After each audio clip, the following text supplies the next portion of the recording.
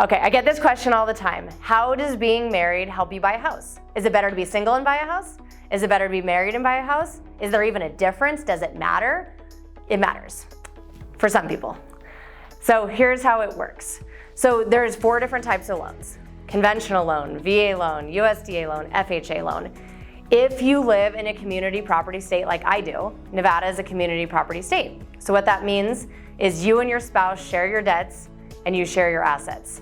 So say you're married and you want to buy a house on your own. Of course you can buy a house on your own, but for some of those loans, the FHA, the USDA, and the VA, we actually have to pull your spouse's credit to see what debts your spouse has. And then you have to qualify for it. So say we're approving a wife on her own, just using her income, but she's married, so we have to look at her husband's credit, and if he has debts, now she has to qualify for his debts, her debts, and the mortgage just on her income. That could change things and how much somebody qualifies for. If you get a conventional loan, for some reason we don't have to look at your spouse's debts. So maybe if your spouse doesn't want to go on the loan or can't go on the loan, maybe a conventional loan is better for you. Also, your spouse having bad credit can affect your ability to buy a house. Say you have a 2-person income household, which many people do. Husband works, wife works, and you want to use both of their income to buy the house because, of course, both of their income is going to be used to make the mortgage payment. Makes sense, right? Well, what if one of the spouse's credit isn't high enough to be on the mortgage? On mortgages, we don't go off of whoever has the higher credit score, we go off of whoever has the lower credit score. So husband and wife apply together. Whoever has the lower credit score, that's going to be the one that determines the interest rate. And if one of the spouse's credit score is so low they can't go on the loan, that means we also can't use their income.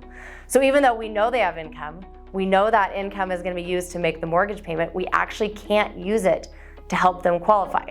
So if you want 2 people on the loan, both of those people better have credit that's good enough to be on the loan. Or if your spouse has a ton of bad credit, but we have to keep them off the loan, that bad credit score doesn't affect you because you're the only one on the loan, so you're the only credit score that we look at. But if they have all these negative items or collections or bad debts or things like that, that could actually impact you being able to buy a house. I've had people come to me and they're qualified, and one of the questions I always ask is, do you plan on getting married before you buy a house? And that always kind of piques their interest. We're like, well, maybe. Does it matter? Well, yes, the second you get married, now we're looking at your spouse's debt, you have to qualify for it. So definitely a proponent of getting married, but sometimes it can affect your ability to buy a house. So those are all things that we look at. Love to answer any more questions about this or any other questions you have about, maybe not about getting married, but how getting married affects you owning a home. So call me anytime. I'm Amanda with Guild Mortgage.